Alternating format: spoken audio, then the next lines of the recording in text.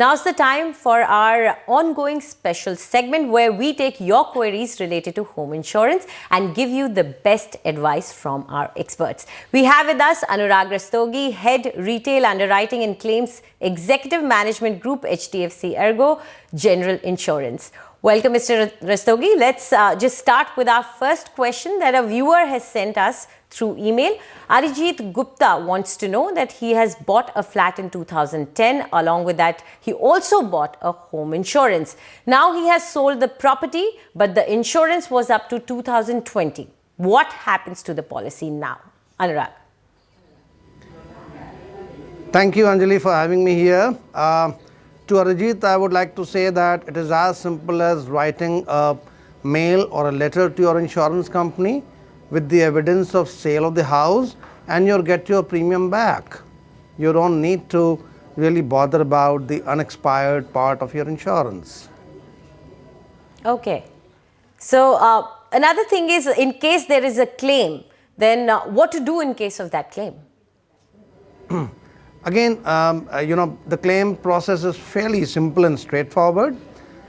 What I advise the customers is that whenever something happens in your house for which you want to lodge a claim to insurance company, just take a few snaps from your smartphone or from your camera and immediately call up the insurance company and tell them what has happened. They will immediately send their engineer to come and assess the loss, and the loss settlement process is fairly straightforward and fairly fast.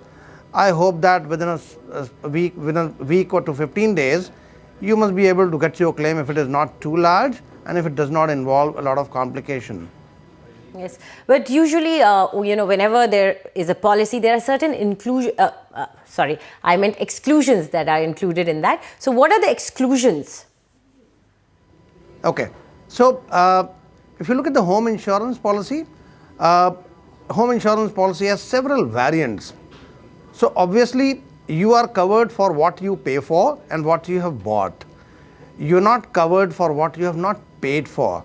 So when you are buying the insurance, you must know what you're paying for and what will you be covered for. Everything else will be an exclusion for you. So you can buy a very, very simple basic cover for as small as 400 rupees, which will not cover a lot of things. Or you can buy a most comprehensive cover by paying some a few thousand rupees, which will cover most of the things. So that will decide what is covered and what is not covered. On the second hand, there are certain things which are not covered in any insurance policy.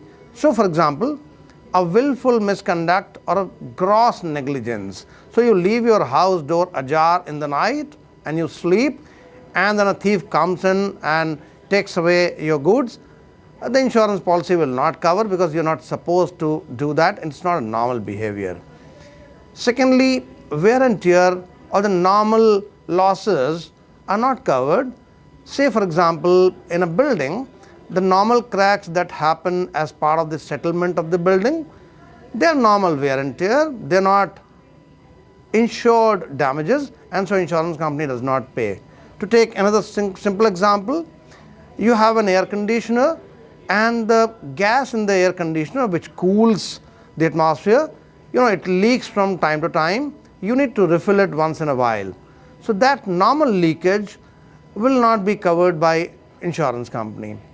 Thirdly, insurance company also does not cover consequential damage. Now, consequential damage means that there is something damaged, you're not supposed to use or run it, but you still run it, which only aggravates the damage. That also insurance company will not cover.